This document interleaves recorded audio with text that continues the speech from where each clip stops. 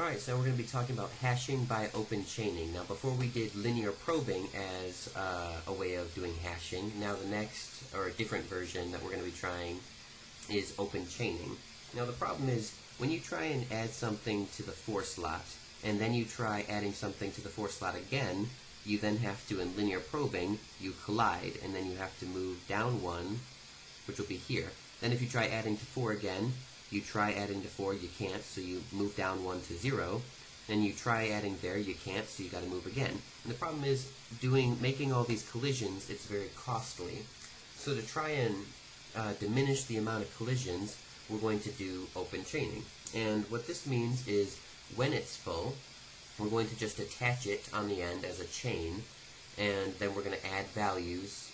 After adding all the values, we're going to sort from lowest to highest. So how this works, this is typically implemented as a linked list. So let's give it a go. Starting with mod 7, make note that this is a mod 7, not a mod 5 as in the previous example. If we add things before, we note that a lot of them add evenly. We know that 11 can go right into 4, and we know 33 can go right into 5, 36 can go directly into 1, right like this, and 16 can go directly into 2. Let's see, 16. So the problem is, what happens after we've gone through all of them? So we've got 55 right here. Once we get to here, and we've crossed off all of these guys, watch what happens when I try adding 69. When I mod 69 by 7, we end up getting 6 again. But 6 is already full, if you'll note. So what do? Well, in this method, we create a chain, and we just sort of attach the number right here. So the number would go right here like this. Alright? And that's sort of a chain we're forming. Now I'm going to make a table to make it just a little bit easier to sort of insert the numbers, but you sort of get the idea as to what I'm doing. If we add a table right like this. Alright, so 69 being added will go right here. And then if we were to mod 49, let's come up here, cross off this. 49 mod 7 is going to be 0, which means we can put this right here in the original spot, the sort of ones column. And then if we try modding 82, 82 mod 7 is going to give us 5. And 5, oh, there's a collision. We try adding it here. We can't, so we move it over 1. So 82 will go right here. And if we add 66, we know 66 is going to give us 66 mod 7 is going to be 3, so that can go in evenly. And lastly, 5 mod 7 will be just 5. So as it turns out, if we try adding in the 5 slot again, we won't be able to, so we have to once again extend our little table, let's see, right like this, and we can put 5 right there. Now, most people would have you be done here. There's actually one more step that a lot of professors will ask you to do, and that's sort of sort all your chains, just to make sure your lowest elements in the lowest spot and the highest elements in the highest spot. So that would mean 33 and 82 would go right here.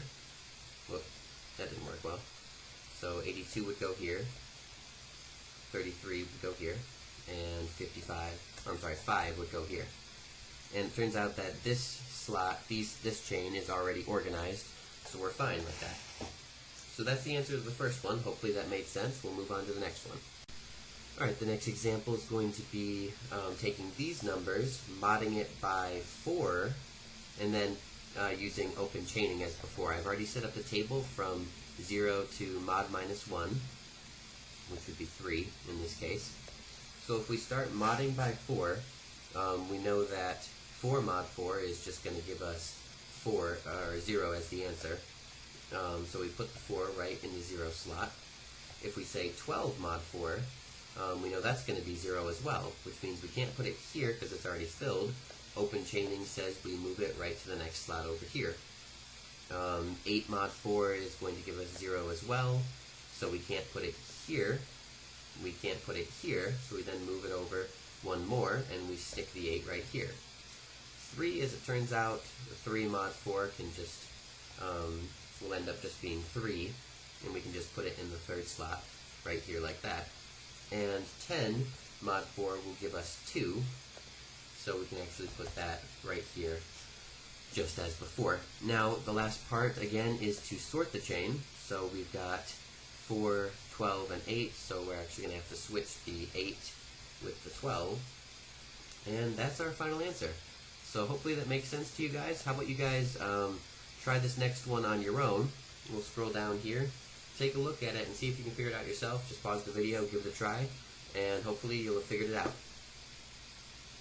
Alright, hopefully you gave it a try, because I'm going to start it. We've got, well, it's going to be a basic number that we're going to be going through. We're going to start just by modding it by 5. Note that that's what the equation says, to mod it by 5. So 0 to mod minus 1 is going to be how we set up our table. So if we're modding by 5, 3 mod 5 is going to give us 3 as the answer, so we can put that right here. 58 mod 5, the answer will be 3 again, which means we have to put 58 right here. 8 mod 5 is going to give us 3 as our answer, so we stick the 8 right here. And lastly, 68 is, again, exactly the same. We'll have to put it right here because it can't go in any of the three previous spots. So that's the answer. Hopefully that makes sense to you guys. If you guys do the whole sorting method the way that my professor does, he'd actually have you switch the 58 and the 8, so that way it's now in sorted order. But yeah, that's the answer. Hopefully you guys enjoyed it and you understand how to hash by open chaining. Thanks for watching.